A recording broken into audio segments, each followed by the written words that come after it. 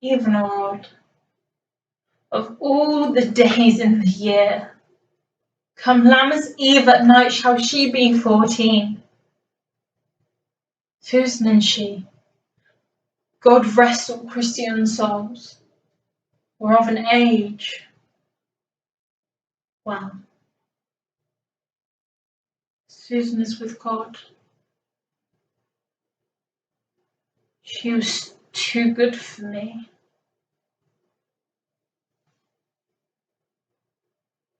But, as I said, on Lammas Eve at night shall she be 14, that she shall marry.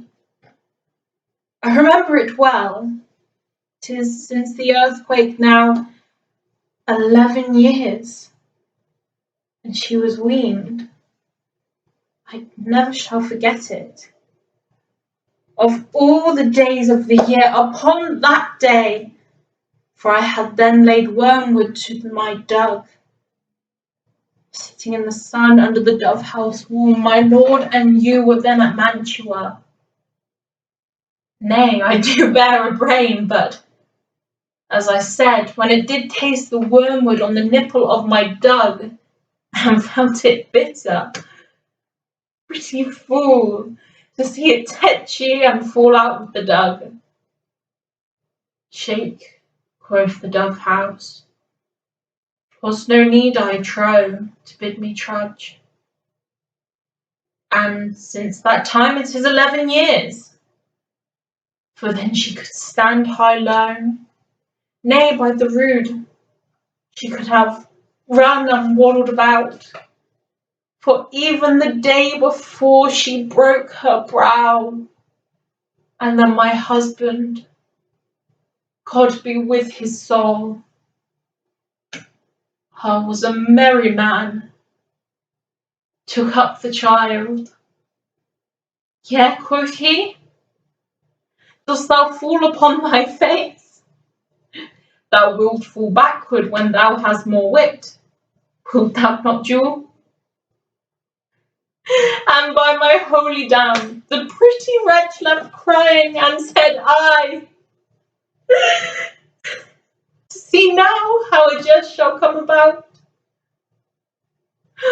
I warrant, and I should live 1,000 years, I never should forget it. Wilt thou not, Jewel, quoth he? And pretty fool, it stinted and said, I.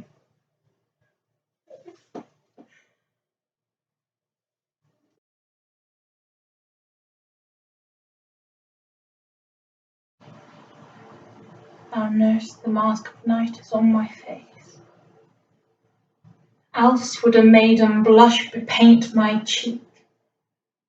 For that which thou hast heard me speak to-night, fain would I dwell on form, fain deny what I have spoke, but farewell compliment. Dost thou love me? I know thou wilt say I, and I will take thy word, yet if thou swear'st, thou mayst prove false, and lovers' perjuries. Then say Jove laughs. Oh, gentle Romeo, if thou dost love, pronounce it faithfully. Or if thou think I am too quickly won, I'll frown and be perverse and say thee nay, so thou wilt woo. But else, not for the world. In truth, fair Montague, I am too fond, and therefore thou mayst think my haviour light. But trust me, gentleman, I'll prove more true than those that have more cunning to be strange. I should have been more strange, I must confess, but that thou overheard'st ere I was ware my true love's passion. Therefore pardon me, and not impute this yielding to light love, which the dark night hath so discovered.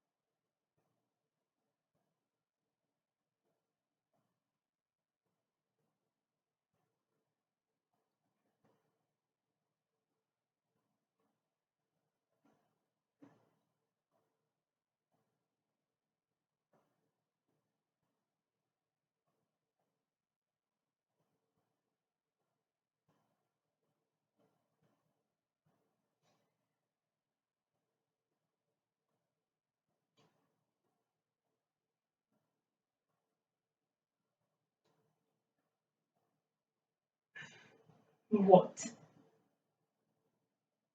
Do you tremble? Are you all afraid? Alas, I blame you not, for you are mortal.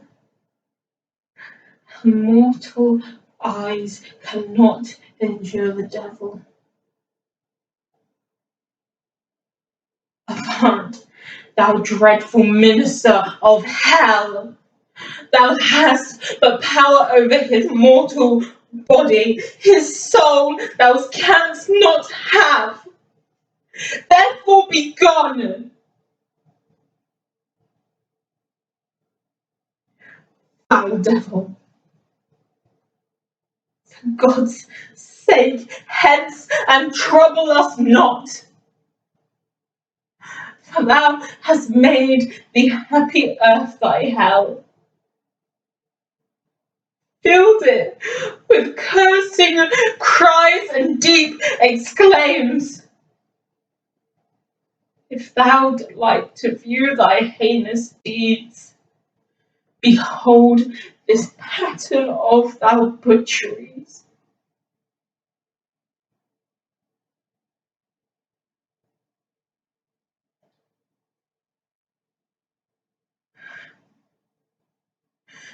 Oh, gentlemen, see, see!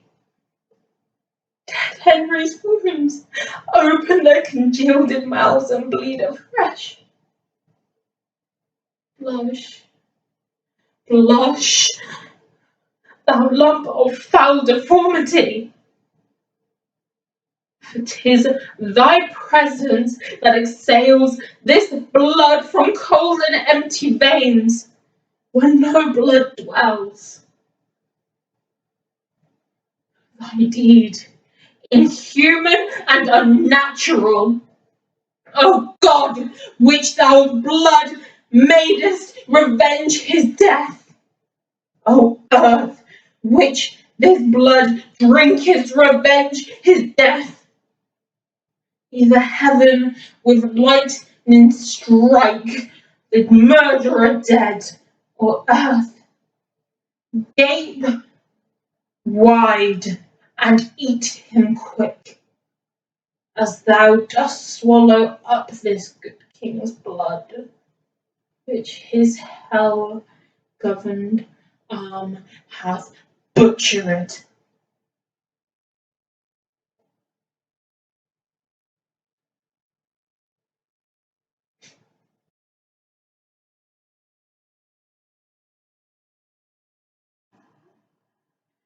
What were you snarling all before I came, ready to catch each other by the throat, and turn you all your hatred now on me?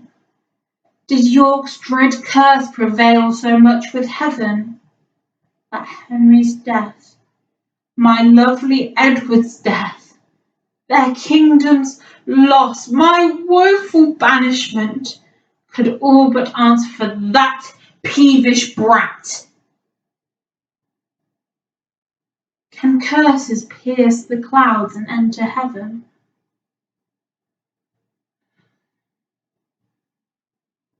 Why, then give way, dull clouds, to hear my quick curses. If not by war, but to fight die your king, as ours by murder to make him a king. Edward thy son, which now is Prince of Wales, for Edward my son, which was Prince of Wales, die in his youth by like untimely violence. Thyself a queen, for me that was a queen, outlive thy glory like my wretched self. Long mayst thou live to wail thy children's loss, and see another as I see thee now, decked in thy rights as thou art stalled in mine. Long die thy happy days before thy death, and after many lengthened hours of grief, die neither mother, wife, nor England's queen. Rivers and Dorset, you were standers by, and so was't thou, Lord Hastings, when my son was stabbed with bloody daggers. God, I pray him that none of you may live your natural age, but by some unlooked accident cut off. Stay, dog, for thou shalt hear me. If heaven have any grievous plague in store, exceeding those that I can wish upon thee, oh, let them keep it till thy sins be ripe, and then hurl down their indignation on thee, the troubler of the poor world's peace. The worm of conscience will still gnaw thy soul. Thy friends suspect the traitors while thou livest, and take deep traitors for thy dearest friends.